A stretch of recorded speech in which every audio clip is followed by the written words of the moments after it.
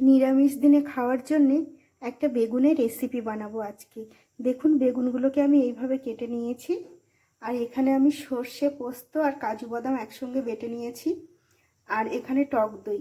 এই টক দইয়ের মধ্যে আমি একটু হলুদের গুঁড়ো, একটু লঙ্কার গুঁড়ো আর জিরের গুঁড়ো মিক্স করে দেব।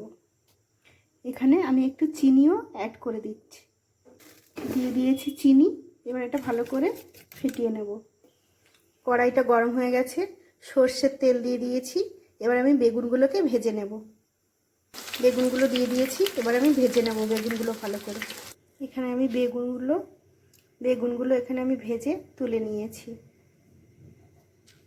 কড়াইতে দিয়ে দিচ্ছি কালো জিরে। কালো জিরের ফোড়নের মধ্যে দিয়ে দেবো সর্ষে আর পোস্ত বাটা।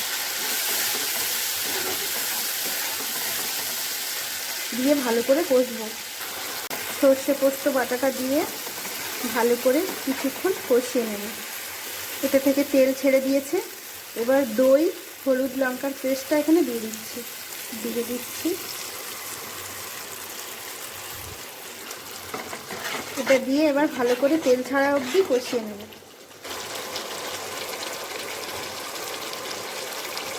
এখানে আমি দিয়ে দিচ্ছি পরিমাণ মতো লবণ।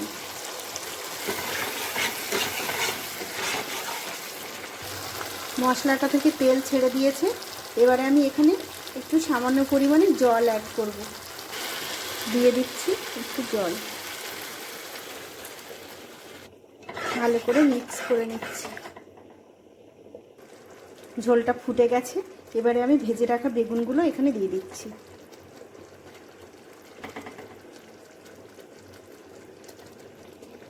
এবারে এইভাবে কিছুক্ষণ রান্না হতে দেব।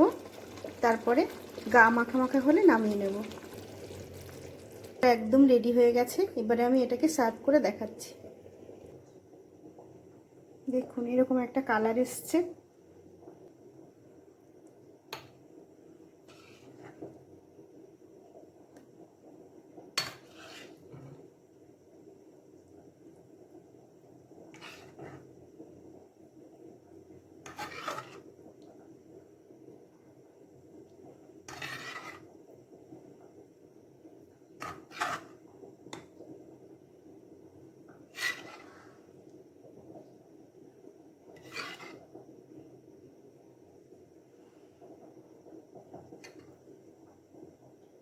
তো ভালো লাগলে একটা লাইক, কমেন্ট করে পাশে থাকবেন।